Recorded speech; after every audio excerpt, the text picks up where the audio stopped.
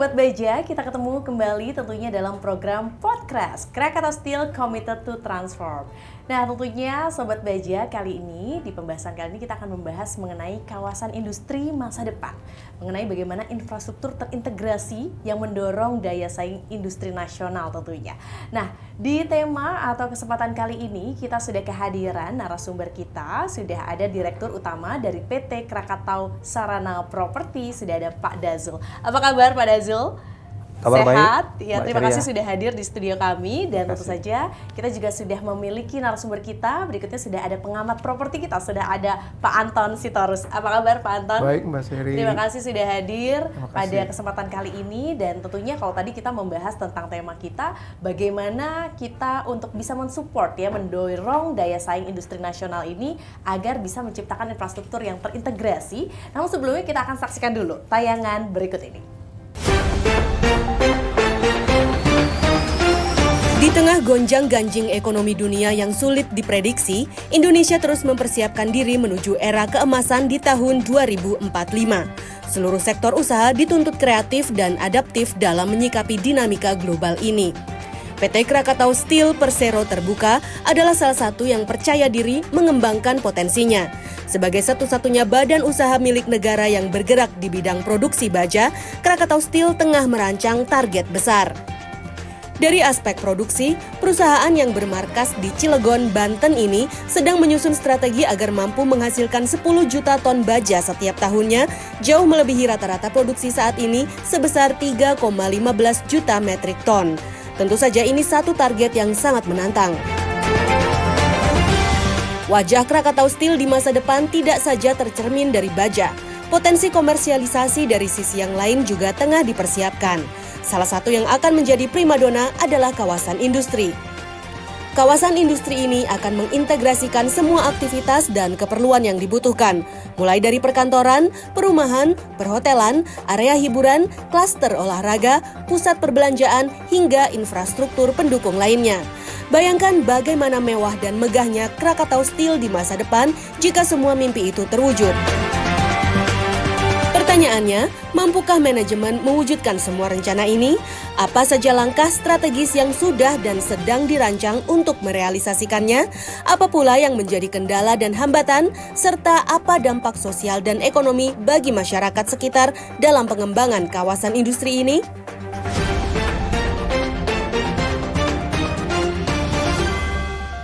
Nah, pemirsa, kita kembali di podcast. Kalau tadi kita sudah melihat tayangan ya, sebenarnya apa sih latar belakang pendirian dari PT Krakatau Sarana Properti? Apa visi dan misinya? Terima kasih Mbak Cherry, selamat sore. Saya sedikit cerita, Krakatau Sarana Properti ini merupakan bagian dari subholding Krakatau Sarana Infrastruktur. Krakatau Sarana Infrastruktur merupakan anak perusahaan Krakatau Steel.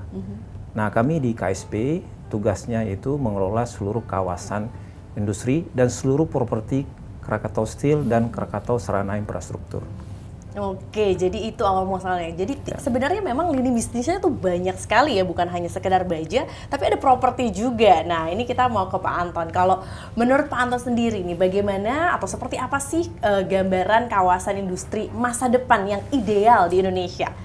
Iya, terima kasih Mbak Cherry. Jadi kalau kita berbicara mengenai kawasan industri di Indonesia yang boleh dibilang sebagai negara berkembang ya, dan apalagi kalau kita melihat sekarang negara kita sedang memasuki transformasi dari negara yang tadinya agraris ke negara industri, sehingga kebutuhan akan fasilitas-fasilitas terkait industri tadi sangat penting. Makanya kalau kita berbicara mengenai kawasan industri dalam beberapa dekade terakhir ini memang sangat penting sekali, dengan pertumbuhannya boleh dibilang cukup luar biasa. Jadi sebagai salah satu sektor properti, kawasan industri ini boleh dibilang terutama dalam 10 tahun terakhir ya, kita melihat pertumbuhannya cukup bagus ya, regardless kita melewati beberapa kejadian dalam tahun-tahun terakhir seperti pandemi dan sebagainya. Tapi agak sedikit berbeda dengan sektor-sektor properti lain, kawasan industri kita ini justru makin terlihat peningkatannya ya, karena kebutuhannya dan juga banyaknya ekspansi perusahaan, baik dari dalam negeri maupun luar negeri terkait pendirian pabrik, ya, lalu logistik dan sebagainya. Kawasan industri itu semakin diperlukan, apalagi ke depannya kalau misalnya kita berbicara mengenai Indonesia 4.0 gitu yang katanya akan semakin meningkatkan sektor industri sebagai salah satu penggerak ekonomi, dan pemerintah sendiri juga kan kita tahu sudah membuat rencana-rencana untuk perluasan kawasan industri baru nggak hanya di Jawa tapi juga di pulau-pulau lain. Saya pikir ini menjadi sesuatu yang sangat penting dan tentunya ya perlu menjadi perhatian gitu ya buat pemerintah untuk meningkatkan kualitas kawasan industri yang ada maupun juga dalam perencanaan kawasan-kawasan industri yang baru ke depannya, dan tentunya ya fasilitas, teknologi, konsep kawasan industri yang sesuai dengan kebutuhan zaman sepertinya memang sudah perlu gitu ya untuk dipikirkan oleh pemain-pemain kawasan industri yang ada, karena kita tahu juga tren ekonomi secara global perlu adanya efisiensi dan model-model bisnis manufaktur yang lebih canggih gitu ya. Jadi kawasan industri pun juga harus berevolusi mengikuti kebutuhan yang ada tersebut. Kira-kira kayak gitu gambarannya. Iya, ini menarik ya. Tentu saja kita jadi ingin mengetahui lebih detail lagi apa saja sih lini bisnis yang dimiliki oleh Krakatau Sarana Properti, atau kita biasa singkat KSP ya, Pak Dazul ya. Silakan. Ya Bu Mbak Cherry, saya bisa cerita sedikit sejarahnya kawasan industri di KS ini. Dulu namanya Krakatau Industrial Estate Cilegon, kemudian Krakatau Steel buat subholding, jadi namanya Krakatau Sarana Infrastruktur. Nah, di bawah Krakatau Sarana Infrastruktur ini KSP menjalankan operasi. Apa saja lini bisnis dari Krakatau Sarana Infrastruktur? Di samping kawasan industri yang luasnya hampir 3.200 hektar, kita mempunyai sarana-sarana pendukung seperti perhotelan. Kita mempunyai lebih dari 250 kamar. Kemudian kita juga punya sport center yang di situ ada lapangan golf, Pak. Kami punya 18 hole. Kemudian kita punya kolam renang yang besar. Kemudian juga punya pergudangan. Kemudian juga punya lapangan sepak bola dan seterusnya. Kemudian lini bisnis yang lain kita juga punya residensial perumahan, Pak. Kita juga menyediakan perumahan-perumahan untuk karyawan dan semuanya yang masyarakat yang ingin memiliki rumah. Kemudian kami juga ditugaskan untuk pengelolaan gedung, pengelolaan manajemen gedung seperti gedung Krakatau Steel ini, itu di bawah jasa Krakatau Sarana Properti. Kemudian dan lainnya kita mengelola aset-aset KS yang sekarang kita usahakan untuk lebih produktif gitu. Wow, kalau didengar tadi ya begitu lengkap gitu ya untuk lini bisnisnya dan juga tadi peruntukannya. Nah, sekarang saya ke Pak Anton. Bagaimana nih peran infrastruktur terintegrasi dalam meningkatkan daya saing kawasan industri nasional nih, Pak Anton? Ya, tentu sangat penting sekali ya. Karena kawasan industri itu kan merupakan suatu tempat di mana aktivitas produksi barang gitu ya dilaksanakan, dan banyak aspek-aspek yang perlu mendukung kegiatan tersebut. Tidak hanya terkait masalah produksi dari manufaktur itu sendiri, tapi juga terkait sama pekerjanya, terkait mengenai transportasi pendukung, sehingga infrastruktur yang semakin lengkap tentu akan sangat mendukung perkembangan dari kawasan industri yang ada.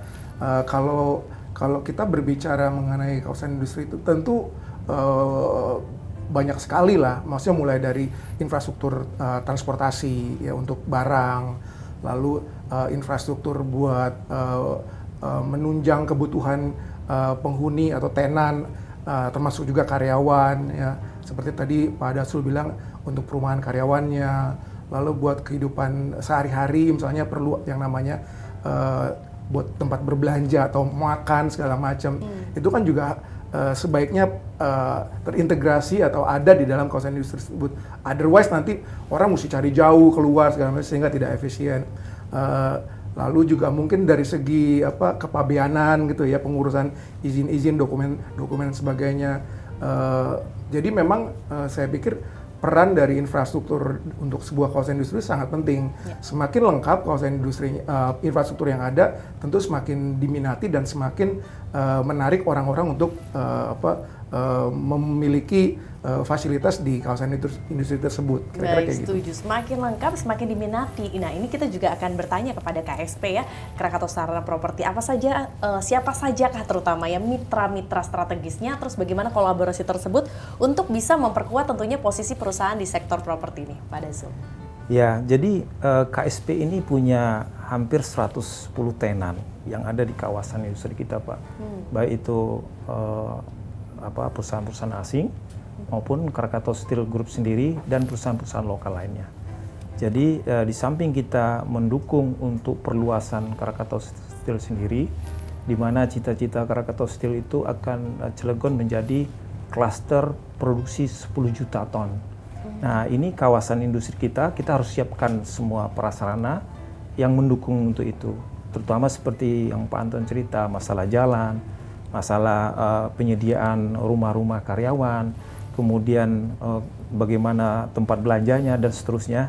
Ini dan kemudian bagaimana dengan lingkungan masyarakat sekitar.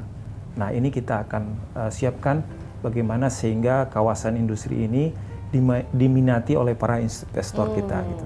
Nah, itu dia yang paling menarik. Nah, gimana nih kalau menurut Pak Anton? Bagaimana caranya untuk menciptakan hal tersebut nih, Pak Anton? Ya, tentu kalau pertama-tama ya perencanaan yang matang gitu mengenai master plan kawasan, lalu pengaturan lokasi-lokasi, zoning yang baik gitu ya, yang membuat efisiensi di kawasan tersebut tinggi gitu ya. Lalu tadi ya infrastruktur fasilitas penunjang karena perusahaan industri manufaktur tentu akan melihat apa aja yang bisa diberikan oleh kawasan industri itu. Tidak hanya buat fasilitas pabrik yang dia miliki, tapi juga sarana penunjangnya, termasuk kayak pengolahan limbahnya seperti apa, lalu sarana tadi perumahan, retail, lalu juga penginapan mungkin buat tamu-tamu atau ekspat yang bekerja di sana. Hal-hal seperti itulah yang diperlukan gitu ya. Kalau kita tahu sendiri bahwa di Indonesia ini ada beberapa kawasan industri besar ya, termasuk juga Krakatau Steel yang memang menjadi magnet, dan mereka itu semua karena memang memiliki pertama skala yang besar juga itu penting ya, karena kalau kawasan industri luasnya tanggung juga mungkin juga memiliki keterbatasan gitu ya. Jadi dari segi skala, sarana, fasilitas penunjang dan akses juga ya itu penting gitu, karena kalau misalnya kawasan industri lokasinya ini kurang gitu bagus gitu ya, itu juga bisa jadi pertimbangan buat calon penghuni atau penyewa yang di situ. Nah, seperti kayak kedekatan dengan pelabuhan atau kedekatan dengan bandara atau ke jalan tol itu sangat penting. Jadi dan yang tidak kalah pentingnya juga adalah pelayanan profesionalisme dari pengelola kawasan industri tersebut. Bagaimana dia mengatur tenan-tenan yang ada, lalu memberikan peningkatan improvement, dan juga sekarang ini tidak kalah pentingnya juga kesadaran akan lingkungan. Contohnya kayak misalnya green, lalu sustainability issue.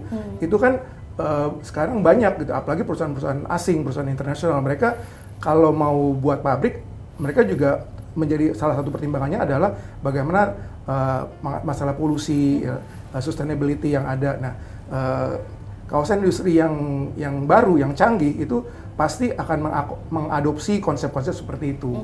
Jadi tidak hanya yang seperti yang kawasan industri yang lama, yang konvensional, yang hanya basic facility dan udah itu aja. Tapi sekarang ini kesadaran terhadap lingkungan dan sebagainya itu menjadi salah satu pertimbangan ketika orang memilih kawasan industri. Nah, itu menjadi poin utama. Sekarang kita ingin tahu juga nih, bagaimana Krakatau Sarana Properti ini memiliki keunggulan yang kompetitif dibandingkan dengan pengembang properti lainnya. Jadi kawasan kita ini sangat strategis, Pak. Seperti Pak Anton bilang, kita punya pelabuhan. Kawasan kita berdampingan dengan pelabuhan. Pelabuhan kita mempunyai kedalaman laut dari 10 meter sampai 21 meter. Kita punya 17 dermaga yang bisa menampung kapal-kapal masuk kepada industri kita. Kemudian kita dekat dari jalan tol. Akses jalan tol sangat dekat, hanya 1 kilometer dari kawasan industri kita. Kemudian kawasan industri kita terkoneksi dengan kereta api juga.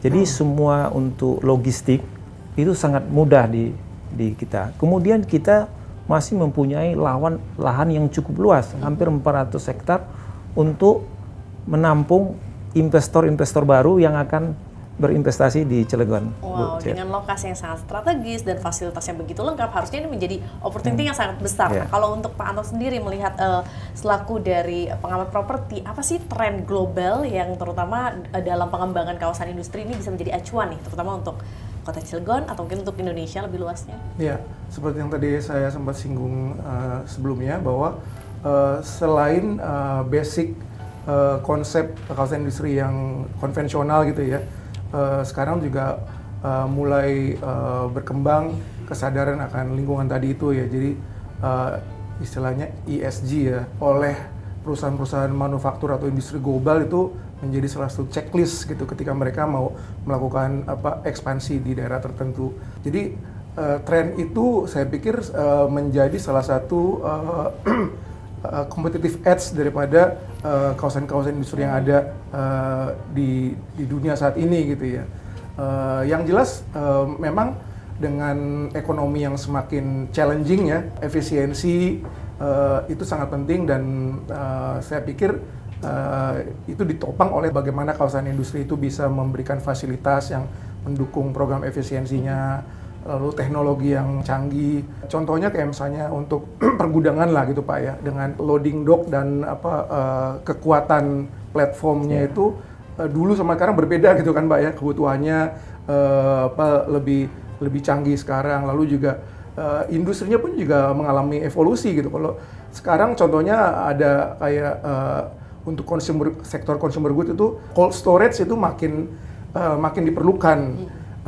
Sebagai salah satu distribusi barang F&B atau barang-barang untuk makanan dan sebagainya.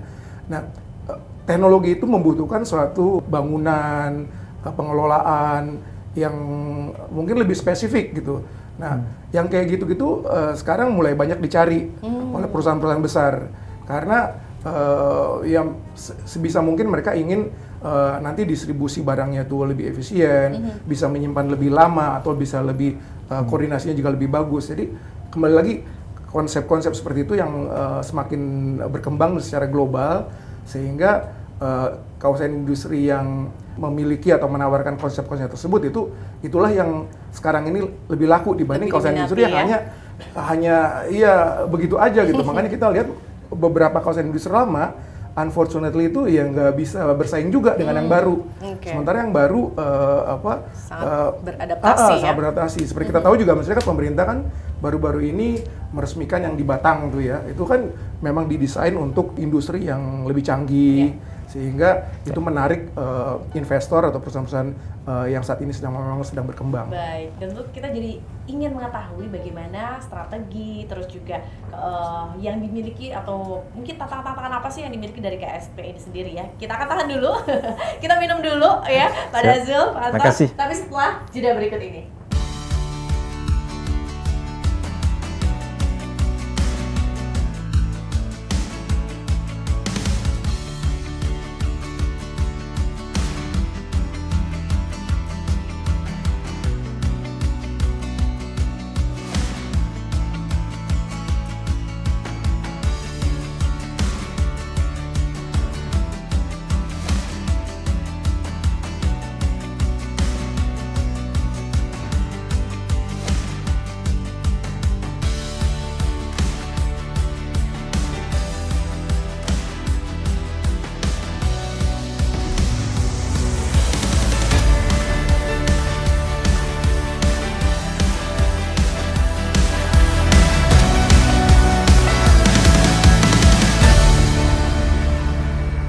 Lagi tentunya di podcast Krakatau Steel Committed to Transform. Nah Sobat Baja, kita masih bersama dengan Direktur Utama Krakatau Sarana Properti Pak Dazul dan juga pengamat properti kita Pak Anton.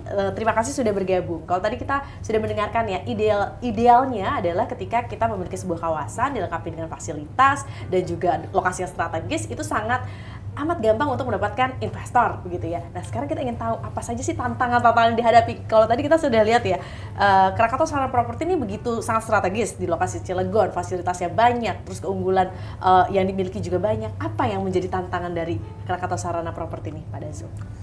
Jadi basic industri kita itu adalah steel, baja dan kimia, Pak. Jadi kalau kita di kawasan 1 itu kelompok industrinya itu baja dan kimia.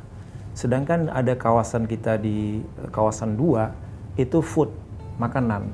Jadi kita sudah klaster itu, Pak. Nah, tantangan kita karena memang seperti Pak Anton cerita tadi, kawasan industri kita ini tahun 82 dibentuknya dulu, Pak. Jadi mungkin konvensional, kita hanya menyediakan lahan kemudian tenan ada di situ. Nah, tuntutan hari ini beberapa investor datang selalu menanyakan bagaimana penanganan limbahnya. Nah, disinilah tantangan kita KSP, bagaimana menjadi kawasan industri yang lebih modern, yang ramah lingkungan, kemudian juga hemat energi, kemudian memanfaatkan bahan-bahan daur ulang dan sebagainya. Inilah tantangan sebagai pengelola kawasan industri. Nah, kenapa orang harus pilih di Cilegon? Itu pertanyaannya. Inilah tantangan kita. Nah, salah satu yang kita berikan fasilitas-fasilitas, kemudahan mengurus izin, kemudian isu. Jadi ada isu di kawasan industri itu tidak aman, banyak premanisme, banyak LSM. Nah, di kita juga termasuk kawasan Ofitnas yang sudah bekerja sama Polda dan kepolisian, sehingga kita menjamin keamanan daripada kawasan industri kita, sehingga semua investor-investor yang ada di kawasan itu merasa nyaman, tidak ada gangguan, tidak ada pungutan yang aneh-aneh. Itulah yang bisa kita janjikan kepada investor. Kenyamanan ya, yang tentunya menjadi salah satu faktor utama penting dalam sektor properti. Sekarang saya ke Pak Anton, kalau melihat nih apa saja sih peran pemerintah dan juga sektor swasta yang tentunya bisa mendorong nih sinergi pembangunan infrastruktur di kawasan industri ini, Pak? Sektor industri itu kita juga nggak bisa lepas dari fundamental ekonomi kita ya, karena ketika sektor industri berkembang, itu juga sejalan dengan kita punya pertumbuhan ekonomi, iklim investasi, di mana baik itu perusahaan domestik maupun lokal, ketika mereka melakukan ekspansi, mereka akan mempertimbangkan tadi itu faktor ekonomi, pertumbuhan saat ini seperti apa, ke depan seperti bagaimana. Nah, pemerintah tentu sangat berperan gitu di hal itu untuk mendorong atau mengarahkan pertumbuhan ekonomi seperti apa tadi, kemana gitu ya.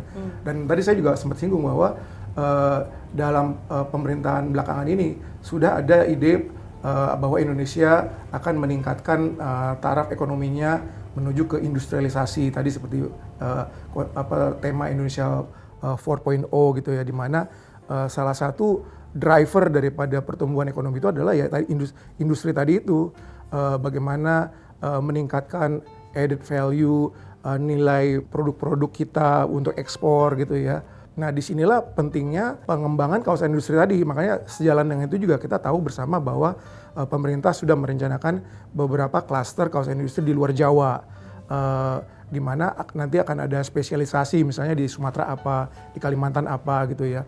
Jadi nggak hanya terkonsentrasi di Jawa. Mungkin pertimbangannya juga faktor kedekatan kepada lokasi resources yang ada gitu ya. Misalnya kalau misalnya kayak industri food and beverage terkait minyak goreng gitu, mungkin karena dia banyak di Kalimantan atau Sumatera, di situ nanti akan dibikin klaster-klaster seperti itu. Jadi semua itu tentu memang harus didukung oleh infrastruktur. Pertama ya infrastruktur transportasi. Kalau untuk industri, apalagi industri berat, di sini yang bermain adalah infrastruktur pelabuhan misalnya gitu ya. Jadi pembangunan pelabuhan-pelabuhan, istilahnya tol laut gitu ya, itu juga sangat penting gitu ya. Akses darat menuju kawasan industri tersebut, karena bagaimanapun juga nanti hasil daripada kawasan industri kan harus didistribusikan termasuk ke daerah-daerah sekitar. Jadi sarana jalan itu sangat penting. Kita juga lihat bagaimana kawasan industri itu berkembang ditentukan oleh akses daratnya tadi. Seperti contohnya begini, di Jabodetabek secara umum kawasan industri di daerah timur seperti Cikarang, Karawang itu lebih berkembang. Karena itu tadi mereka ditopang oleh pertumbuhan sarana jalan yang lebih bagus gitu ya. Di mana lokasi-lokasi kawasan industri yang ada tuh tidak jauh dari jalan tol.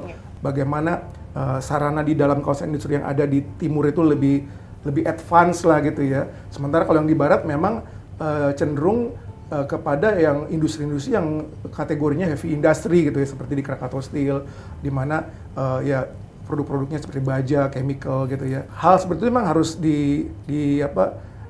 dibantu lah oleh pemerintah bagaimana menciptakan perencanaan keseimbangan yang bagus, yang jelas memang sesuai dengan arahan Indonesia itu menuju ke negara yang lebih industrialis gitu ya.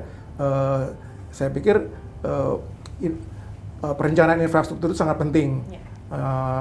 Ya mungkin dimulai dari tadi itu ya, infrastruktur transportasinya dulu. Nanti bagaimana perencanaan klaster-klaster yang spesifik tadi itu ya, industri ini di sini, industri ini di sana. Jadi menciptakan suatu daerah-daerah yang spesialis lah dalam menghasilkan produk-produk tertentu. Gitu. Baik, kalau berbicara tentang spesialis di Cilegon, ya kita pengen tahu juga nih, apa sih langkah strategis yang dimiliki oleh Krakatau Sarana Property dalam mengembangkan kawasan industri di Cilegon ini nih Pak Dazo? Jadi seperti yang kita sampaikan tadi, industri yang akan tumbuh di Cilegon itu lebih banyak ke baja dan kimia, chemical. Nah, industri-industri berat yang butuh support pelabuhan. Nah, jika nanti Krakatau Steel tumbuh dan berkembang, kami harus menyiapkan fasilitas-fasilitas yang lain seperti jalan. Jalan nanti akan kita tambah. Kemudian akses masuknya mungkin tidak hanya satu arah dari posisi Cilegon Barat, tapi mungkin juga dari Cilegon Timur dan seterusnya. Kemudian menyiapkan prasarana pendukung lainnya seperti hunian, hotel kita yang sekarang ini mungkin akan kita tambah kamar-kamarnya, kemudian fasilitas restoran dan lain-lain. Ini mungkin yang akan kita lakukan. Dan katanya pernah dengar juga bahwa hotel di Cilegon ya, Royal Hotel ini merupakan salah satu tempat ini ya, trend center yang jadi favorit terutama untuk di weekend yang banyak bermain golf tuh ramai gitu ya Pak. Mungkin boleh sedikit cerita apa promonya? Jadi Hotel The Royal Krakatau itu kita handle sendiri Pak, kita tidak ada kerjasama sama yang lain. Hotel ini berdiri tahun 2000-an, jadi hampir 25 tahun ya sehari ini. Yang dulu awalnya fasilitas sarana untuk Krakatau Steel untuk menerima tamu, guest house. Kita tingkatkan menjadi hotel bintang 2, seterusnya sekarang posisi bintang 4. Hotel kami ini strategis Pak, jadi view-nya langsung kalau begitu kita buka kamar itu langsung golf. Lapangan golf. Jadi terasa indah, banyak pohon-pohon hijau dan seterusnya gitu Pak. Jadi sehingga teman-teman yang atau customer kita yang pernah nginep ke The Royal itu akan kembali lagi Pak. Dan jadi salah satu destinasi favorit karena ada juga kulineri di sana juga ya Pak ya, ada restoran kita punya juga ya. Restoran namanya The Surosowan yang sekarang juga ada di Jakarta. Kita akan buka cabang-cabang baru mungkin untuk support BUMN gitu Bu. Wow, ini salah satu inovasinya. Nah, kalau misalnya Pak Anton sendiri, bagaimana nih melihat posisi strategis dari Krakatau Sarana Property ini dalam pengembangan kawasan industri, terutama di area Banten ya? Ya memang kita tahu bahwa Krakatau Steel grupnya itu kan memang sudah menjadi salah satu andalan gitu ya dalam sektor industri, terutama produk baja gitu ya. Dan dengan posisi strategis seperti ini, saya pikir sudah otomatis positioningnya memang sangat kuat di market ya untuk hal seperti itu. Jadi saya pikir mungkin tugasnya jadi nggak terlalu berat lagi nih Pak. Tinggal bagaimana mengembangkan bisnis-bisnis lain sambil meningkatkan service yang ada, meningkatkan teknologi segala macam gitu ya. Karena mau nggak mau kalau kita berbicara mengenai industri baja, ya hanya satu gitu referensinya, Krakatau Steel. Steel, Gitu. ya. Jadi, seiring dengan perkembangan bisnis belakangan ini, kita tahu contohnya sektor otomotif kan lagi berkembang gitu kan, apalagi dengan EV, electronic vehicle gitu ya, yang makin menjamur, sehingga kebutuhan untuk hal-hal bahan bakunya segala macam itu pasti ke depan akan meningkat gitu. Nah, jadi tinggal bagaimana nih Krakatau Steel menggrab potensi itu gitu sebagai market leader di dalam industri baja.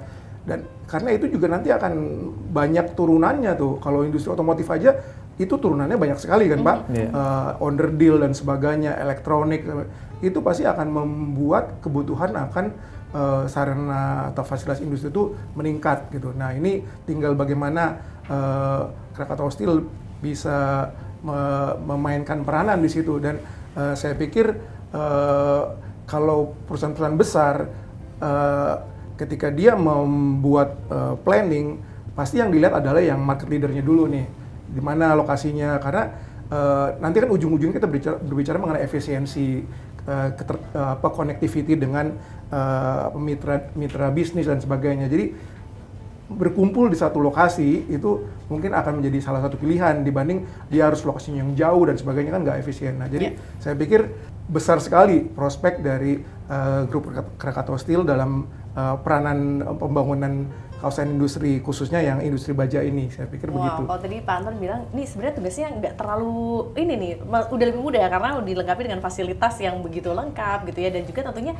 bagaimana nih KSP sendiri memastikan kesiapan infrastrukturnya, itu kan yang menjadi fondasi, dan juga utilitas untuk mendukung aktivitas industri di kawasan tersebut nih, Pak Dazo. Jadi saya sedikit mau ulas masalah pelabuhan ya, Pak.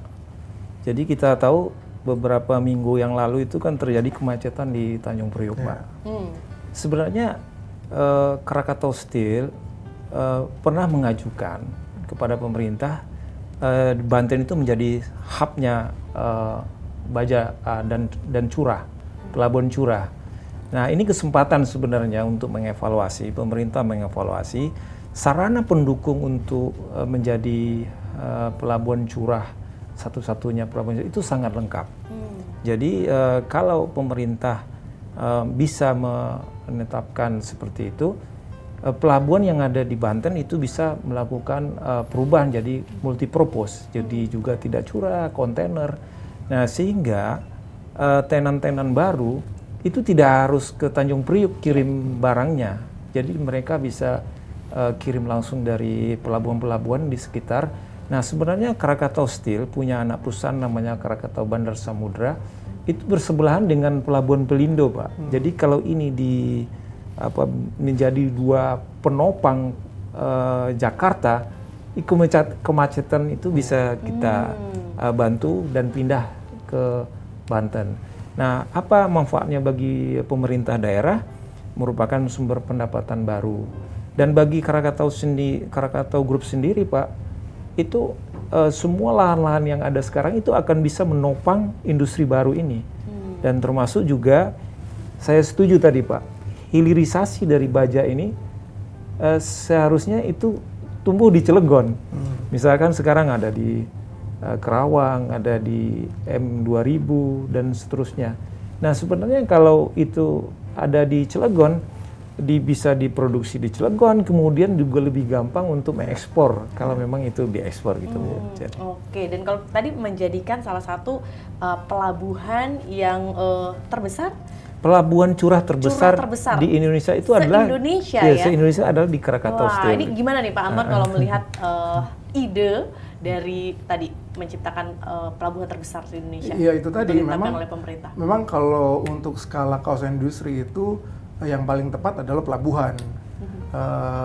Beda dengan bandara. Bandara itu kan pertama mahal dan juga kapasitasnya nggak seperti kapal gitu ya. Jadi untuk produk-produk komoditas yang skalanya besar memang mau nggak mau adalah pelabuhan. Jadi kawasan industri itu memang sebenarnya lebih erat kaitannya sama pelabuhan, di mana ya itu tadi. Jadi di kawasan industri itu komponen utamanya adalah pabrik-pabrik ya, mungkin juga istilahnya standard factory building buat yang lebih kecil, lalu pergudangan. Nah, kayak pergudangan sendiri pun juga sekarang udah berevolusi ya. Kalau zaman dulu gudang itu konvensional hanya bangunan tok gitu, nggak ada apa-apa. Sekarang gudang itu memerlukan tadi itu loading platform yang sesuai, lalu room temperatur yang terjaga gitu ya. Karena barang-barang dan komoditas sekarang ini memang memerlukan seperti itu. Nah, jadi saya pikir posisi Krakatau Steel yang sudah memiliki pelabuhan itu menjadi added value yang sangat penting sekali gitu, untuk menarik perusahaan-perusahaan baru berkembang di situ. Tapi tadi Pak Dazul juga bilang bahwa kan memiliki lahan ya Pak, buat jadi kalau misalnya ada ekspansi, lahannya tersedia. Jadi nggak, kadang-kadang itu juga suka jadi masalah gitu. Mau ada pabrik yang ekspansi tapi nggak ada lahan. Nah itu jadi, satu lagi juga yang saya pikir menjadi nilai tambah atau competitive edge buat kawasan industri di Krakatau adalah harga tanahnya Pak. Harga tanah. Kalau dibandingkan di timur, itu yang di barat itu di Cilegon itu masih sangat affordable. Kita tahu kalau di Cikarang harganya udah sangat mahal gitu. Nah, jadi ini juga bisa jadi kesempatan Pak buat di daerah barat, di mana harganya tuh masih terjangkau, dan juga lahan juga masih banyak ya Pak ya. Masih banyak, Dan tadi kalau Pak Dazul bilang bahwa mencoba merencanakan sebagai industrial hub di industri steel gitu ya. Saya pikir itu udah cocok Pak. Steel dan chemical itu memang arahnya lebih ke barat Pak dibanding timur. Timur itu mungkin lebih yang ke high tech gitu ya. Jadi disinilah saya pikir hal yang bisa lagi-lagi di grab oleh Krakatau Steel. Gitu, Oke, ini menjadi menarik. Tadi sekarang saya ke Pak Dazul gitu ya. Bagaimana sih sebenarnya kontribusi kawasan industri yang dikembangkan oleh KSP ini sendiri terhadap pertumbuhan ekonomi dan penyerapan tenaga kerja terutama di daerah Cilegon ya? Ini nih. Iya, Mbak Cherry. Jadi Krakatau Steel sendiri aja itu kalau kita hitung dengan keluarganya hampir 40.000 Pak. Krakatau Steel dan anak-anaknya. Jadi kita misalkan jumlah karyawan, kemudian punya istri, punya anak, itu ada 40.000 orang yang bergantung dari bisnis Krakatau Steel Group. Yeah. Belum lagi vendor-vendornya, belum lagi customer. Nah, kalau kita hitung, Cilegon itu identik dengan Krakatau Steel sebenarnya. Jadi orang kalau ke Cilegon pasti ingat Krakatau Steel. Jadi pertumbuhan ekonomi Cilegon atau kota Cilegon itu sangat tergantung dari pertumbuhan industri-industri yang ada di kawasan. Nah, sedikit menjadi isu bagi perusahaan. Cilegon itu termasuk UMR nomor 2 tertinggi, Pak. Jadi itu yang menjadi sebenarnya cukup tantangan bagi para pengusaha di Cilegon. Nah, tentu kalau misalnya UMR ini tinggi, tentu harus ada insentif-insentif yang lain yang sehingga orang oke lah saya misalnya UMR-nya tinggi, tapi mungkin kemudahan izin, kemudian hal-hal lain yang dapat manfaat bagi para perusahaan-perusahaan ini gitu. Oke, nah sekarang saya ke Pak Anton, seberapa penting sih kolaborasi tentunya untuk anak usaha gitu ya, Krakatau Steel dalam memperkuat perkembangan kawasan industri tersebut nih Pak? Kalau dari sudut pandang saya, grup Krakatau Steel dengan diverse industrinya ya Pak ya, mulai dari baja, lalu tadi ada makanan, lalu ada anak-anak usaha dengan beragam produk dan jasanya, memiliki jangkauan yang besar untuk memberikan kontribusi buat ekonomi Pak. Jadi ya tadi Bapak bilang bahwa dengan industri baja aja sudah memberikan kontribusi yang besar buat ekonomi, lalu dengan skala yang begitu besar tentu perlu koordinasi hanya untuk mendukung internal demand aja Pak, itu kan pasti udah besar sekali gitu. Makanya saya sih yakin ya bahwa grup Krakatau Steel ini bisa memiliki peran yang strategis gitu dalam membantu pertumbuhan ekonomi baik itu nasional maupun daerah Cilegon gitu ya. Kembali lagi ya saya sangat setuju gitu kalau misalnya tadi Pak Dazul bilang Cilegon itu punya prospek sebagai hub spesialisasi Pelabuhan di curah. Untuk pelabuhannya juga yang terbesar untuk curah. Apalagi kalau kita lihat ya secara geografis kan merupakan posisi yang paling dekat dengan Pulau Sumatera gitu ya, di mana sejumlah bahan baku untuk industri mungkin asalnya dari Sumatera, sehingga dari segi jarak dan waktu mungkin lebih strategis di sana gitu. Jadi ya benar juga tadi bagaimana beban load yang ada di Tanjung Priok itu mungkin perlu di-share gitu ya, supaya nggak terjadi penumpukan dan inefisiensi di Jakarta. Harus dipikirkan bagaimana ke arah barat, dan kita juga tahu bahwa dengan infrastruktur jalan tol misalnya itu kan udah mencapai ke barat ya, ke daerah sekitar bandara udah ada tol baru gitu kan, konektivitinya makin bagus, dan itu saya pikir akan mendukung pertumbuhan di koridor barat itu Pak, sampai ke Cilegon, kira-kira kayak gitu. Dan ini menarik, tentu saja kita ingin tahu juga bagaimana sih peran Krakatau Sarana Properti ini dalam mendukung perkembangan kawasan industri baja di Cilegon dan dengan kapasitas 10 juta ton ya per tahun gitu ya Pak ya. Ini bagaimana nih Pak Dazul? Jadi seperti yang kita ceritakan tadi, jadi Krakatau Steel itu punya perencanaan besar Pak, 10 juta ton. Nah tentu kita sebagai pengelola kawasan harus berpikir, apakah infrastruktur yang ada sekarang ini cukup nggak untuk menampung seluruh perusahaan-perusahaan yang akan hilirisasinya. Kemudian juga bagaimana penyiapan tenaga kerjanya, kemudian juga SDM. Ini yang perlu kita siapkan.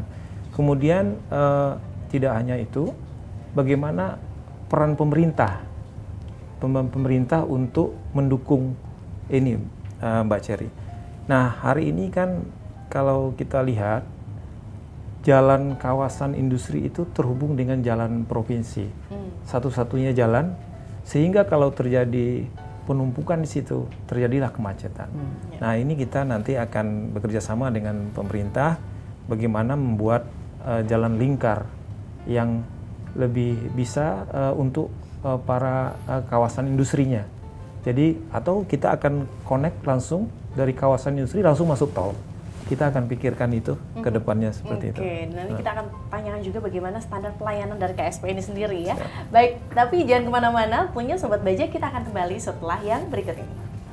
Selamat datang di Krakatau Sarana Properti.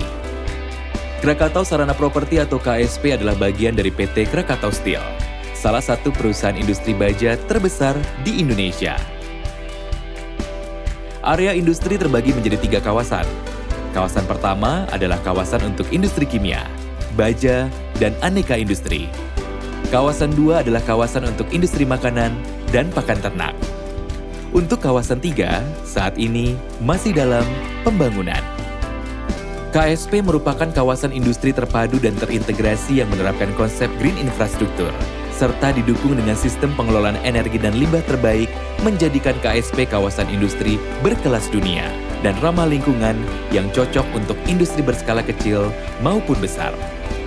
Berlokasi di area strategis dengan fasilitas terintegrasi, KSP didukung oleh berbagai fasilitas, di antaranya pembangkit listrik, pengolahan air industri, sistem pengelolaan limbah, fasilitas telekomunikasi, pemadam kebakaran, sistem drainase, dan dilengkapi dengan infrastruktur jalan terbaik. Pasokan tenaga listrik utama disediakan oleh perusahaan listrik negara dan tingkat layanan premium dari pembangkit listrik PT Krakatau Daya Listrik. Fasilitas pengolahan air industri yang dikelola secara mandiri oleh PT Krakatau Tirta Industri menggunakan teknologi perawatan air canggih yang telah dirancang secara inovatif untuk memberikan solusi terintegrasi sepenuhnya. KSP juga menyediakan transmisi gas alam sebagai sumber energi alternatif. Fasilitas KSP termasuk infrastruktur gudang modern, dilengkapi dengan jembatan timbang yang sepenuhnya mematuhi peraturan daerah setempat. Pergudangan ini juga terhubung ke Pelabuhan Cilegon. Untuk aktivitas bongkar muat terdapat Pelabuhan Cigading, Pelabuhan Ciwandan, dan Pelabuhan Merak Mas. Lokasi PT KSP juga berdekatan dengan rumah sakit, pusat perbelanjaan, dan sekolah internasional, hotel, area perumahan, dan pusat olahraga. Dibangun dengan standar berkualitas internasional yang mampu mendukung inti keseimbangan hidup dan kerja. Perusahaan lokal maupun global membangun masa depan mereka bersama kami. Bagaimana dengan Anda? Masih di podcast Krakatau Steel Committed to Transform, Sobat Baja. Kita masih bersama dengan Krakatau Sarana Properti yang memiliki fungsi yang sangat strategis, mulai dari properti perhotelan, komersial ya seperti The Royal Krakatau Hotel, golf course, dan juga sport center dalam menunjang aktivitas industri yang tentu saja dikelola oleh KSP yang begitu luar biasa. Nah, tentu saja ini akan menjadi pertanyaan para investor ini kan kalau ngelihat dari spesifikasinya yang luar biasa, apa-apa saja sih yang menjadi daya jual tertinggi dari KSP ini?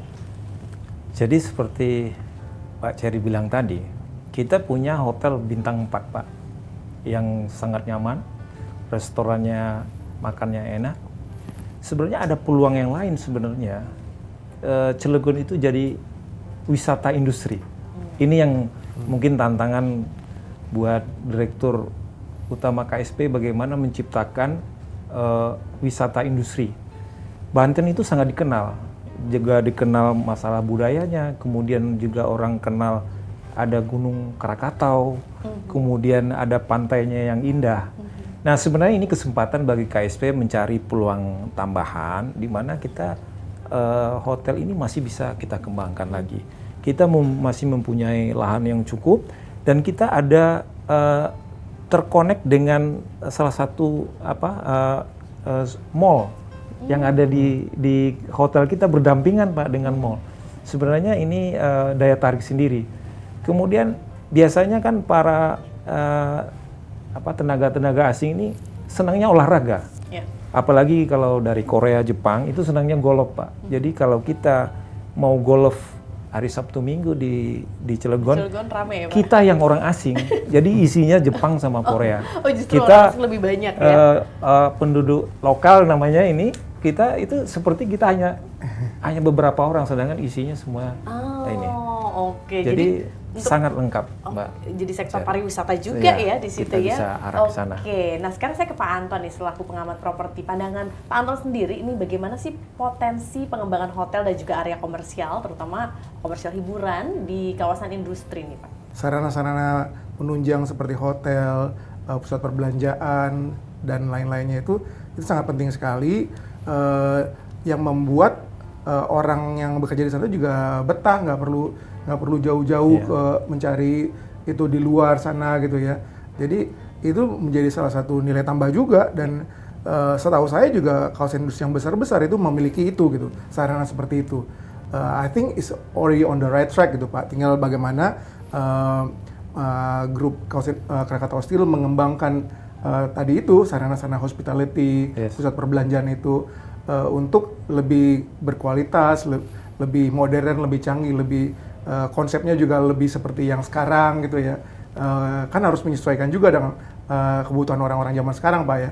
Jadi kayak hotelnya, lalu pusat perbelanjaannya, bagaimana tenan-tenan yang memang diperlukan di situ. Nah itu saya yakin kembali lagi bahwa fundamental demand-nya ada gitu Pak. Tinggal bagaimana mengembangkan itu supaya menarik lagi Pak. Dan saya yakin dengan potensi tenan-tenan baru nantinya kebutuhan akan sarana penunjang leisure, hospitality maupun komersial itu akan bertambah Pak. Dan itu saya pikir cukup kritikal gitu ketika perusahaan itu memilih di mana lokasi-lokasi fasilitas industri mereka gitu. Oke, nah sekarang kalau kita lihat bagaimana nih KSP dalam memastikan bahwa fasilitas seperti Krakatau Water World ya, ada juga ya Pak, dan juga sport centernya ini dalam memenuhi kebutuhan rekreasi dan juga tentunya gaya hidup ya untuk para pelaku industri dan juga masyarakat di Cilegon. Jadi Water World itu Pak tidak hanya kolam renang, tapi seperti taman bermain anak-anak. Kalau kita ada waterboom, ya waterboom inilah Pak, ada seluncurannya, ada permainan air dan sebagainya. Dan ini kita sekolah-sekolah itu Pak sudah punya jadwal. Jadi kalau sekolah-sekolah anak SD, anak SMP, SMA itu punya jadwal untuk latihan renang dan sebagainya di tempat sarana air kita ini. Dan kalau hari Sabtu Minggu itu penuh.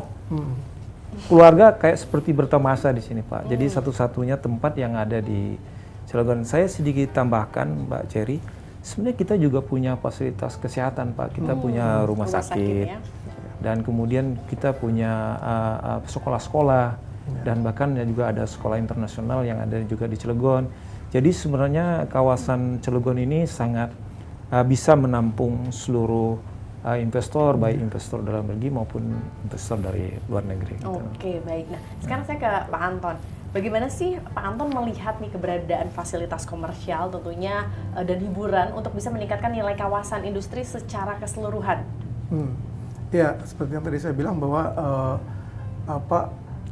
sarana-sarana itu sangat diperlukan gitu. Jadi lagi-lagi karena tenan-tenan yang ada, orang-orang yang bekerja di situ memang membutuhkan sarana-sarana itu ya. Jadi buat berbelanja, buat rekreasi, buat olahraga, buat kesehatan, dan kawasan industri yang nggak memiliki hal itu pasti nggak akan menjadi pilihan lah. Bahasa singkatnya seperti itu.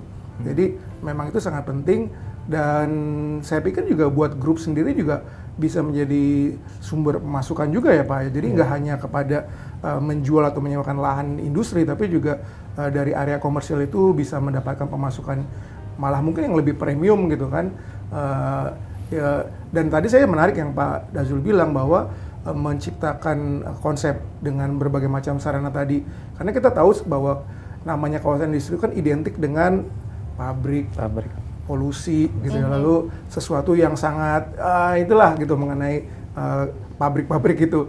Nah, tapi dengan adanya sarana seperti water park, lalu sarana olahraga, pusat perbelanjaan, rumah sakit itu jadinya image kawasan industri yang seperti tadi itu bisa berubah gitu, Pak. Dan kalau masyarakat sekitar itu menjadikan sarana yang ada di dalam kawasan industri itu menjadi destinasi hiburan, tentu itu sesuatu yang baru dan menarik sekali itu Pak. Kalau misalnya bisa seperti itu gitu, bisa menjadi sarana. Jadi image tadi itu, image kawasan industri yang dengan polusinya segala macam itu bisa langsung diseimbangkan lah gitu.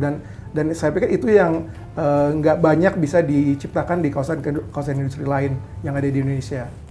Oke, ini semakin menarik ya kalau tadi lihat opportunity dari Kota Cilegon dan juga industri propertinya yang begitu luar biasa, seharusnya akan banyak menarik para investor gitu ya. Mungkin sudah adakah peluang-peluang tersebut nih Pak Dazul yang mulai masuk atau opportunity investor yang sudah mulai melirik nih kawasan Cilegon? Jadi memang ada beberapa investor dari China. Jadi dengan adanya krisis Amerika dan China, Pak, ada beberapa pengusaha-pengusaha China yang memang tertarik investasi di Cilegon. Ya, untuk itu ada yang seperti untuk baterai, kemudian ada mau bikin untuk penampungan nitrogen, gas, dan minyak, Pak, di posisi bibir pantai kita. Ada beberapa investor yang sudah tertarik untuk investasi di kawasan kita. Namun kita sebagai pengelola kawasan tentu akan selalu meningkatkan servis kita kepada customer, pelayanan kita, kemudian memperbaiki infrastruktur yang ada, jalan, kemudian juga ramah lingkungan tadi, Pak, berusaha untuk mengurangi emisi dengan penanaman pohon, kemudian juga membuat energi baru seperti dengan solar cell. Itu sudah kami terapkan di beberapa gedung-gedung kita, sehingga kita sebagai pengelola kawasan menjadi pilihan seperti tadi dengan daya infrastruktur kita yang lengkap tadi, ya seperti pelabuhan, ada perumahannya, ada tempat rekreasinya, ada hotelnya, restoran yang lengkap, terkoneksi dengan jalan tol Jakarta hanya 1,5 jam, kemudian punya rel yang langsung connect ke Tanjung Priuk dan juga langsung ke Surabaya, Pak. dan kita mempunyai tempat itu. Mudah-mudahan hal-hal yang seperti ini mendatangkan investor baru dan kita optimis, Bu. Wow, semangat dan optimisnya sudah sangat terasa. Nah, kita tanya ke Pak Anton, apa saja yang benar-benar harus dipersiapkan KSP ini untuk mempersiapkan menyambut kedatangan para investor selain tadi yang sudah ditunjang juga? Ya, pertama-tama saya cukup yakin gitu ya bahwa wilayah koridor barat sampai ke Cilegon, ke Krakatau Steel itu akan semakin mengukuhkan posisinya sebagai industrial hub yang spesialisasi di heavy industry, steel, chemical, dan termasuk juga mungkin komoditas food and beverage yang basic ya. Yes.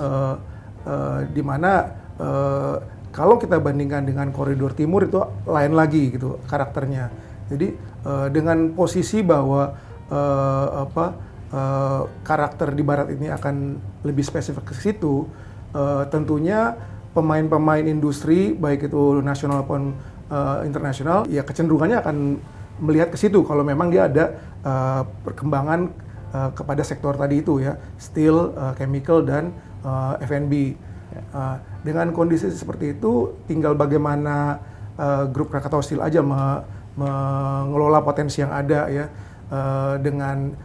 dengan tadi itu ya penyediaan sarana dan infrastruktur yang lengkap ya, meningkatkan standar kualitinya Pak. Lalu juga kalau tadi Pak Dazul bilang karena memang Krakatau Steel ini sudah dibangun dari tahun 80-an, ya mungkin perlu adanya permajaan di sana sini untuk menyesuaikan dengan permintaan yang ada gitu ya. Dan juga promosi mungkin perlu Pak ya, karena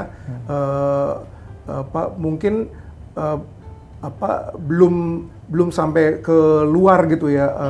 Tapi padahal sebenarnya kawasan Krakatau Steel sini udah menjadi satu hal yang sangat besar gitu. Tapi ya. Mungkin PR-nya, marketingnya tuh kali ini lebih kita kasih penting lagi. kesempatan untuk promo. Nah, silakan Pak Dazul. Apa saja yang bisa dipromokan dari Krakatau Sarana Property di daerah Cilegon? Jadi kalau orang ditanya Krakatau Steel, Pak, itu yang tahunya hanya baja. Pada Krakatau Steel mempunyai service-service yang lain seperti tadi ya. Ada hotel, ada restoran, ada perumahan, kemudian pergudangan. Seperti Pak Anton bilang, kami banyak gudang dan beberapa tipe gudang kita miliki. Dan sebenarnya inilah yang menjadi kemudahan bagi customer. Misalkan customernya menurunkan atau turun di pelabuhan kita kasih servis untuk langsung bisa masuk ke gudang. Dan kita juga mempunyai keamanan yang bagus, kemudian sistem